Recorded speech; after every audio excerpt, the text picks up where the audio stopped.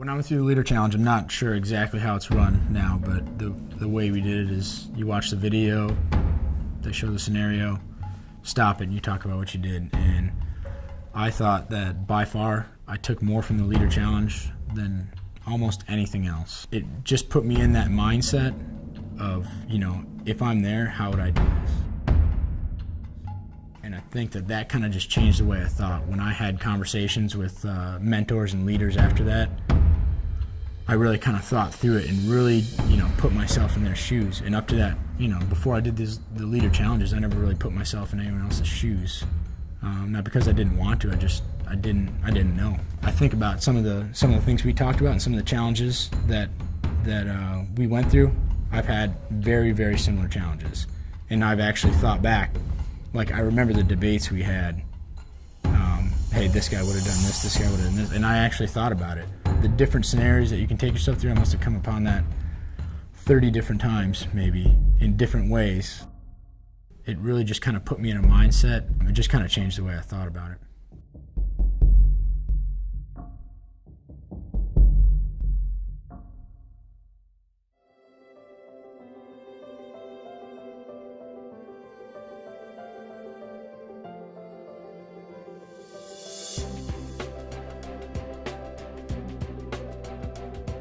I'm Jackie Lavelle, and I'm the Administrative Officer of Mental Health and Behavioral Science for Nebraska Western Iowa Healthcare Systems. An employee who constantly would call in sick and tell other people that she wasn't sick.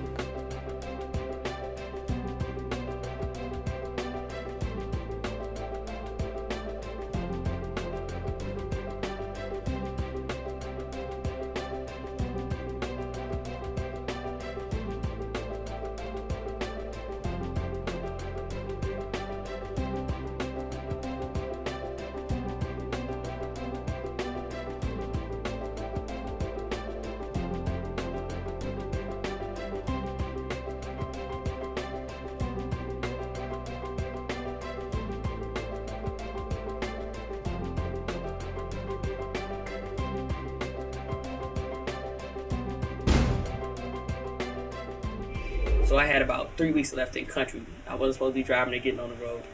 The captain had come and it was like, we hate to bother you, but we don't have anybody that's qualified to drive the tanker, and we need somebody that's experienced and know what they're doing.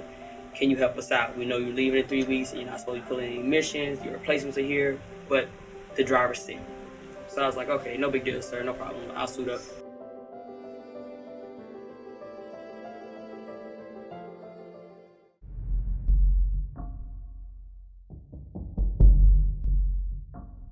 Jim Frederick is an executive editor at Time magazine and a career journalist with extensive experience covering the United States military. When he learned that two of the most disturbing incidents of the war in Iraq took place just a few miles apart and involved the same platoon, his professional curiosity led him to investigate.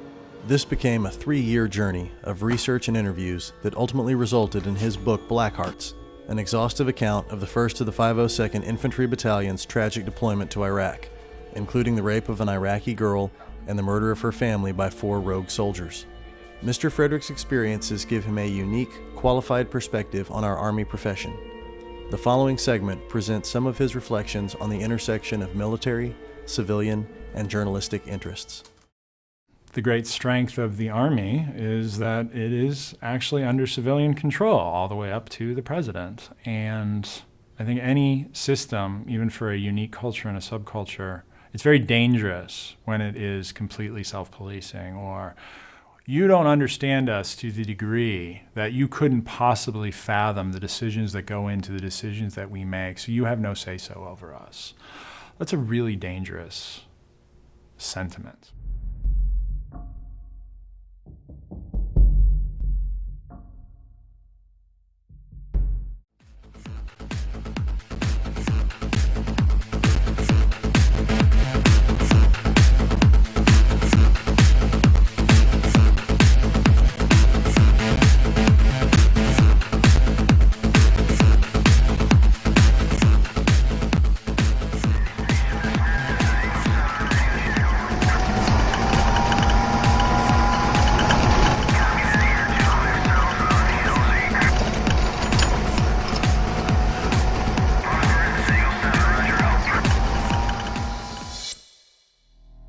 primary intent of Tiger was to be a tool for small unit commanders, specifically patrol leaders and company commanders, for mission planning and debriefs.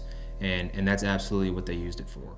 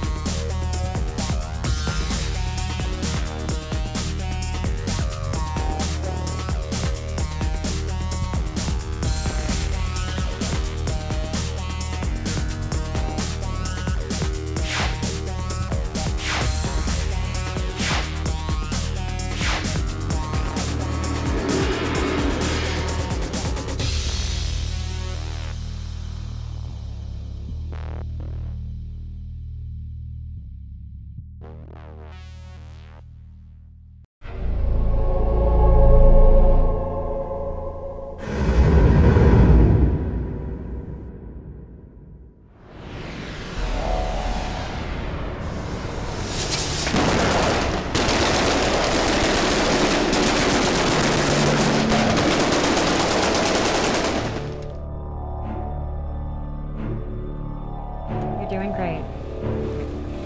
Dr. Green? Excuse me.